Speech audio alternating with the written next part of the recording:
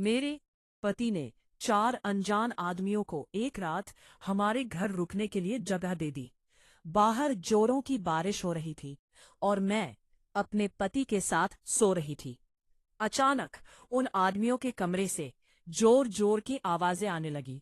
मैं डर गई कि कहीं ये लोग चोर तो नहीं है जो हमारे घर चोरी कर रहे हों।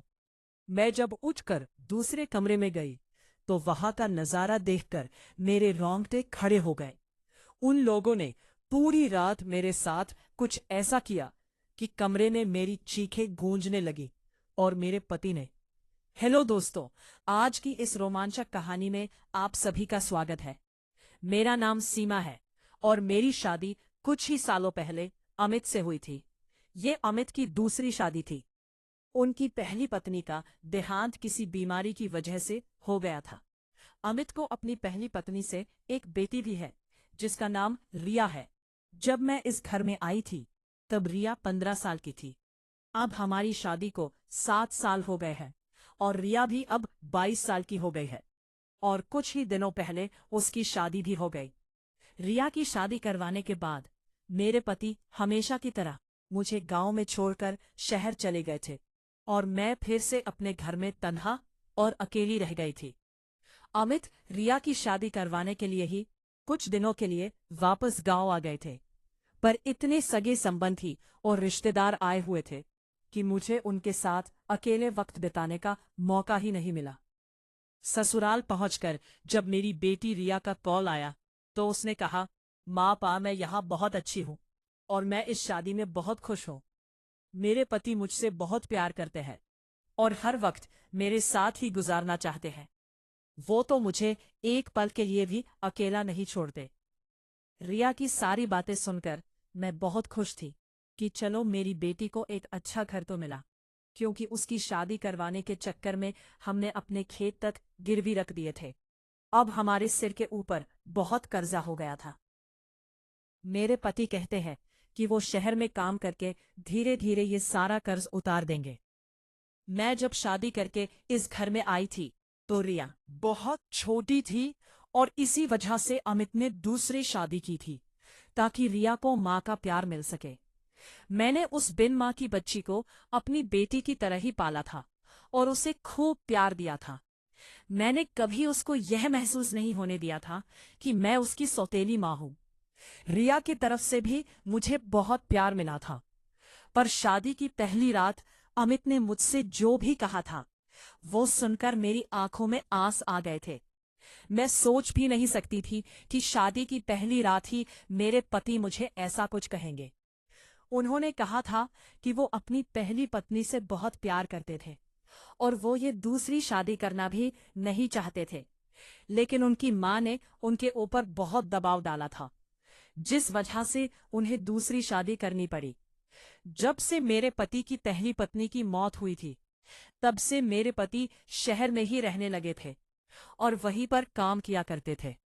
गांव का सारा काम और खेत वगैरह मेरे सास ससुर ही देखा करते थे। मेरे पति को जब भी छुट्टी मिलती वो मेरे पास आ जाया करते थे, लेकिन जब वो चले जाते थे तो मैं तन्हा रात गुजारती थी और उनके प्यार के लिए तड़पती रहती थी। शादी के साल भर बाद ही मैं गर्भवती हो गई थी और मुझे एक बेटा भी हो गया था। जब मेरे पति के बिना मेरा मन नहीं लगता था तो मैं उनसे कहती थी कि आप मुझे भी शहर लेकर चलिए, मैं आपके साथ रहना चाहती हूँ, यूं मुझे अच्छा नहीं लगता। पर आगे कहते थे कि मैं शहर में इतने लोगों का खर्च नहीं चला पाऊंगा, इसीलिए तुम बच्चों को लेकर गांव में ही रहो ताकि उन्हें पढ़ाई गांव में ही हो सके। हर महीने मेरे पति आते तो थे, लेकिन कुछ दिन रहकर वापस चले जाते थे। ऐसे ही मेरी जवानी धीरे धीरे अकेलेपन में कट गई थी और अब मैं 35 साल की हो गई हूँ।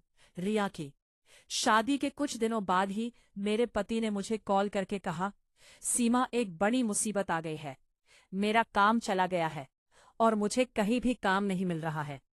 मैंने उनसे कहा कि आप गांव में ही आ जाओ और खेती संभालो। लो तो मेरे पति ने कहा, सीमा हमारे ऊपर बहुत कर्जा हो चुका है, अगर मैं शहर में काम नहीं करूंगा तो यह कर्ज कैसे चुकाऊंगा और फिर तो खेत भी हमारे हाथ से निकल जाएंगे। मैंने कहा, अब तो रिया की शादी भी हो गई है, क्यों ना मैं भी शहर में ही आ जाऊं और काम में आपकी मदद कर दूं। शहर के लोगों को वैसे भी काम वालों की बहुत जरूरत होती है, और मैं खाना बनाने और बर्तन धोने का काम बहुत अच्छे से कर लेती हूँ। मेरे पति ने थोड़ी देर सोचने के बाद कहा, मौर ठीक है, अगर तुम्हें ये सब काम करने में तकलीफ नहीं है तो आ जाओ, क्योंकि अब हमारे पास कोई और रास्ता नहीं है। हमें हमारे खेतों को बचाना होगा। अपने बेटे को सास और ससुर के पास छोड़कर मैं शहर की ओर रवाना हो गई। पहले मेरे सास ससुर के पास छोड़कर मैं शहर की ओर रवाना हो गई। पैसों की जरूरत को देखते हुए मेरे सास ससुर ने भी मुझे शहर जाने की इजाजत दे दी थी। मुझे लगा काफी सालों के बाद अब मेरे दिल की मुराद पूरी होगी। काफी सालों से मैं अपने पति के प्यार के लिए तड़पी हूं, और अब मुझे वो प्यार मिलने वाला था। जब मैं पति के पास पहुंची तो मेरे पति मुझे देखकर बहुत खुश हुए। मुझे पता है कि वो भी रात अकेलेपन में ही गुजारते हैं। शहर पहुंचकर कुछ दिनों के अंदर ही मुझे 2 घरों का काम मिल गया।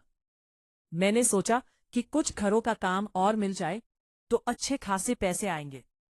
गांव के मुकाबले शहर के लोग काम के अच्छे पैसे देते हैं। एक रात काम खत्म करने के बाद मैं अपने पति के साथ बातें कर रही थी, तभी बाहर बारिश होने लगी। बारिश बहुत तेज हो रही थी और रुकने का नाम ही नहीं ले रही थी। करीब रात के 11 बजे किसी ने हमारे घर का दरवाजा खटखटाया। मेरे पति ने सोचा कि इतनी रात को कौन आ गया होगा। जब मेरे पति ने उठकर दरवाजा खोला तो देखा कि बाहर 4 पहट-पट्टे नौजवान खड़े थे। उनकी उम्र 35 से 40 साल के बीच की होगी। मेरे पति